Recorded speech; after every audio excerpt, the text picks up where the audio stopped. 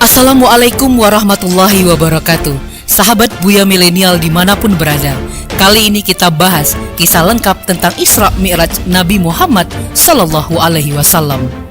Isra Mi'raj adalah peristiwa luar biasa, peristiwa maha dahsyat yang dialami oleh Nabi Muhammad Sallallahu Alaihi Wasallam. Sebelum hijrah ke Madinah, sebelumnya tidak ada satupun manusia yang mengalaminya, menempuh perjalanan super kilat, lalu naik ke langit hingga Sidratul Muntaha. Isra adalah perjalanan Nabi Muhammad dari Masjidil Haram di Mekah ke Masjidil Aqsa. Sedangkan Mi'raj adalah perjalanan Nabi Muhammad dari bumi menuju langit ketujuh, lalu dilanjutkan ke Sidratul Muntaha. Sidratul Muntaha menjadi akhir perjalanan untuk menerima perintah Allah Subhanahu wa Ta'ala. Perintah tersebut berupa sholat 5 waktu sehari semalam.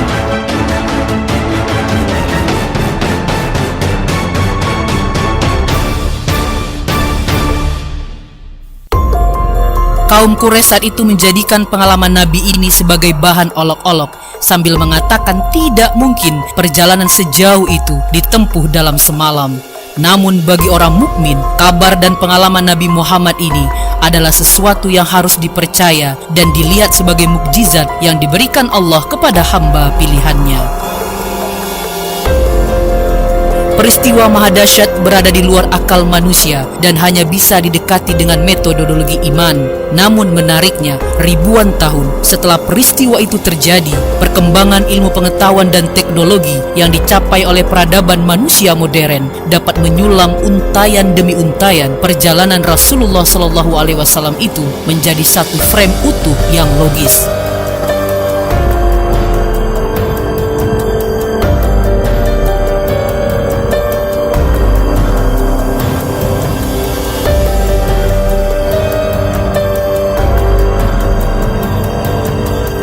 Jarak Mekah dan Yerusalem yang begitu jauh, lebih kurang 1234 km atau lebih kurang 767 mil, hanya ditempuh dalam waktu 1 malam adalah sesuatu yang mustahil. Ditambah pula naik ke surga yang sama sekali tak terbayangkan seberapa jauh jaraknya dan di mana letaknya serta bagaimana bentuknya.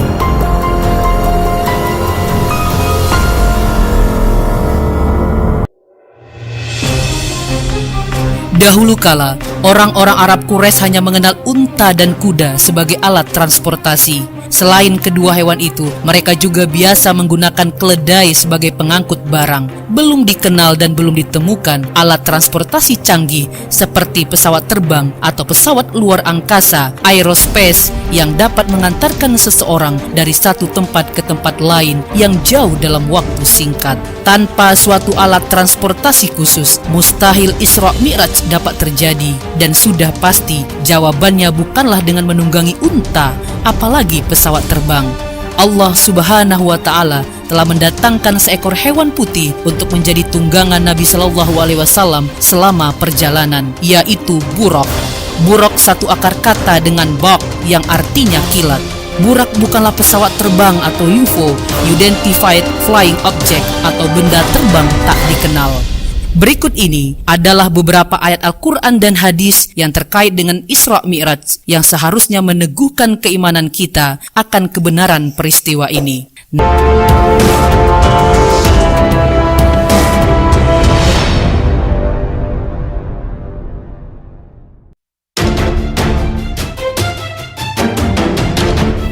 Secara umum, kisah yang menakjubkan ini disebutkan oleh Allah Azza wa Jalla dalam Al-Quran dalam firman-Nya, Maha suci Allah telah memperjalankan hambanya pada suatu malam dari Masjidil Haram ke Masjidil Aqsa yang telah kami berkahi sekelilingnya agar kami perlihatkan kepadanya sebagian dari tanda-tanda kebesaran kami. Sesungguhnya dia adalah maha mendengar lagi maha melihat. Quran Surat Al-Isra ayat 1. Usai salat Isya dan beristirahat sejenak, Rasulullah SAW yang saat itu terbaring di Masjidil Haram didatangi malaikat Jibril. Dada beliau dibelah, lalu hatiku dikeluarkan dan dicuci dengan air Zam-Zam, kemudian dikembalikan ke tempatnya dan memenuhinya dengan iman dan hikmah. Sabda beliau dalam riwayat Imam Bukhari dari Malik bin Sa'sa'ah. Setelah itu didatangkanlah buraq yang nantinya menjadi kendaraan beliau sewaktu Isra. Adapun rincian dari urutan kejadiannya banyak terdapat dalam hadis yang sahih dengan berbagai riwayat. Syekh Albani rahimahullah dalam kitab beliau yang berjudul Al-Isra wal Mi'raj menyebutkan 16 sahabat yang meriwayatkan kisah ini. Mereka adalah Anas bin Malik, Abu Zar, Malik bin Sa'sa'ah, Ibnu Abbas, Jabir, Abu Hurairah, Ubay bin Ka'ab, Buraidah ibnu Husayb al-Aslami, Huzaifah ibnu Yaman, Shaddad bin Aus, Suhaib, Abdurrahman bin Qurat, Ibnu Umar, Ibnu Mas'ud, Ali, dan Umar radhiyallahu anhum ajma'in. Di antara hadis sahih yang menyebutkan kisah ini adalah hadis yang meriwayatkan oleh Imam Muslim dan sahihnya dari sahabat Anas bin Malik. Dari Anas bin Malik radhiyallahu anhu bahwa Rasulullah SAW bersabda, "Didatangkan kepadaku buraq, yaitu hewan putih yang panjang, lebih besar dari keledai dan lebih kecil dari bagal. Dia meletakkan telapak kakinya di ujung pandangannya, maksudnya langkahnya sejauh pandangannya. Maka saya pun menungganginya sampai tiba di Baitul Maqdis. Lalu saya mengikatnya ke tempat yang digunakan untuk mengikat tunggangan para nabi. Kemudian saya masuk ke masjid dan salat 2 rakaat kemudian keluar. Kemudian datang kepadaku Jibril alaihissalam dengan membawa bejana berisi khamar dan bejana berisi air susu. Aku memilih bejana yang berisi air susu. Jibril kemudian berkata, engkau telah memilih yang sesuai fitrah." Naik ke langit pun dimulai. Kemudian Jibril naik bersamaku ke langit pertama, dan Jibril meminta dibukakan pintu. Maka dikatakan kepadanya, "Siapa engkau?" Dia menjawab, "Jibril." Dikatakan lagi, "Siapa yang bersamamu?" Dia menjawab, "Muhammad." Dikatakan, "Apakah dia telah diutus?" Dia menjawab, "Dia telah diutus."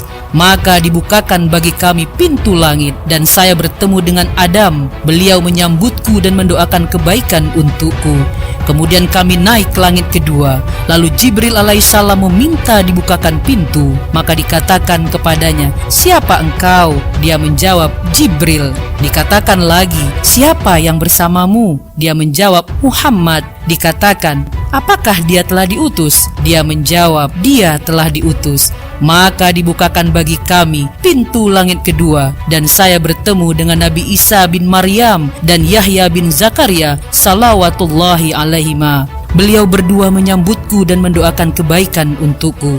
Kemudian Jibril naik bersamaku ke langit ketiga, dan Jibril meminta dibukakan pintu. Maka dikatakan kepadanya, "Siapa engkau?" Dia menjawab, "Jibril." Dikatakan lagi, "Siapa yang bersamamu?" Dia menjawab, "Muhammad." Dikatakan, "Apakah dia telah diutus?" Dia menjawab, "Dia telah diutus." Maka dibukakan bagi kami pintu langit ketiga, dan saya bertemu dengan Yusuf alaihissalam, yang beliau telah diberi separuh dari kebagusan wajah. Beliau menyambutku dan mendoakan kebaikan untukku. Kemudian Jibril naik bersamaku ke langit keempat, dan Jibril meminta dibukakan pintu. Maka dikatakan kepadanya, "Siapa engkau?" Dia menjawab, "Jibril." Dikatakan lagi, "Siapa yang bersamamu?" Dia menjawab, "Muhammad." Dikatakan, "Apakah dia telah diutus?" Dia menjawab, "Dia telah diutus." Maka dibukakan bagi kami pintu langit keempat, dan saya bertemu dengan Idris alaihissalam. Beliau menyambutku dan mendoakan kebaikan untukku. Allah berfirman yang artinya, "Dan kami telah mengangkatnya ke martabat yang tinggi." Maryam ayat 57.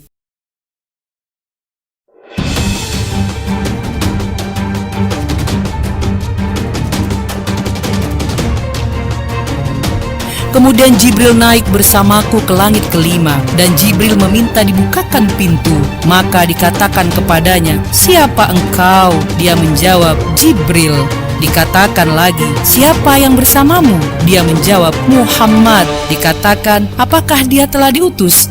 Dia menjawab, "Dia telah diutus." Maka dibukakan bagi kami pintu langit kelima, dan saya bertemu dengan Harun alaihissalam. Beliau menyambutku dan mendoakan kebaikan untukku.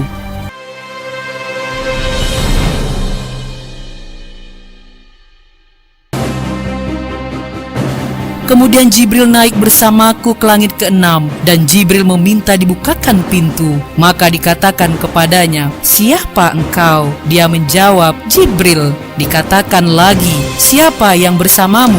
Dia menjawab, "Muhammad." Dikatakan, "Apakah dia telah diutus?" Dia menjawab, "Dia telah diutus." Maka dibukakan bagi kami pintu langit dan saya bertemu dengan Musa. Beliau menyambutku dan mendoakan kebaikan untukku. Kemudian Jibril naik bersamaku ke langit ke-7 dan Jibril meminta dibukakan pintu. Maka dikatakan kepadanya, "Siapa engkau?" Dia menjawab, "Jibril." Dikatakan lagi, "Siapa yang bersamamu?" Dia menjawab, "Muhammad." Dikatakan, "Apakah dia telah diutus?" Dia menjawab, "Dia telah diutus." Maka dibukakan bagi kami pintu langit ke-7 dan saya bertemu dengan Ibrahim. Beliau sedang menyandarkan punggungnya ke Baitul Ma'mur. Setiap hari masuk ke Baitul Ma'mur 70.000 malaikat yang tidak kembali lagi. Kemudian Ibrahim pergi bersamaku ke Sidratul Muntaha. Ternyata daun-daunnya seperti telinga-telinga gajah dan buahnya seperti tempayan besar. Tatkala dia diliputi oleh perintah Allah, dia pun berubah sehingga tak ada seorang pun dari makhluk Allah yang sanggup menggambarkan keindahannya. Lalu Allah mewahyukan kepadaku apa yang dia wahyukan. Allah mewajibkan kepadaku 50 sholat sehari semalam. Kemudian saya turun menemui Musa alaihissalam. Lalu dia bertanya, "Apa yang diwajibkan Tuhanmu atas umatmu?" Saya menjawab, 50 sholat. Dia berkata, "Kembalilah kepada Tuhanmu dan mintalah keringanan, karena sesungguhnya umatmu tidak akan mampu mengerjakannya. Sesungguhnya saya telah menguji dan mencoba Bani Israel." Beliau bersabda, maka saya pun kembali kepada Tuhanku seraya berkata, "Wahai Tuhanku, ringankanlah untuk umatku." Maka dikurangi dariku 5 sholat. Kemudian saya kembali kepada Musa dan berkata, "Allah mengurangi untukku 5 sholat." Dia berkata, "Sesungguhnya umatmu tidak akan mampu mengerjakannya. Maka kembalilah kepada Tuhanmu dan mintalah keringanan." Maka terus menerus saya pulang balik antara Tuhanku tabaraka wa ta'ala dan Musa alaihissalam.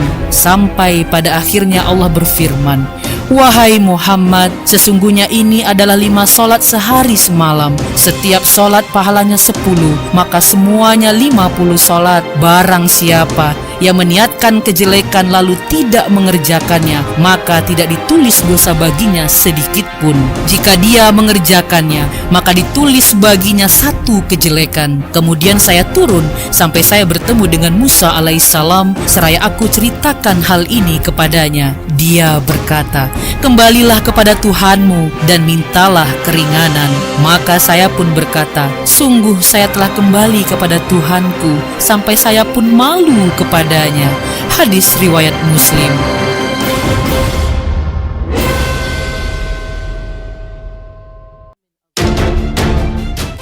Dikisahkan dalam sebuah riwayat bahwa setelah peristiwa Isra Mi'raj, orang-orang musyrikin datang menemui Abu Bakar Siddiq radhiyallahu anhu.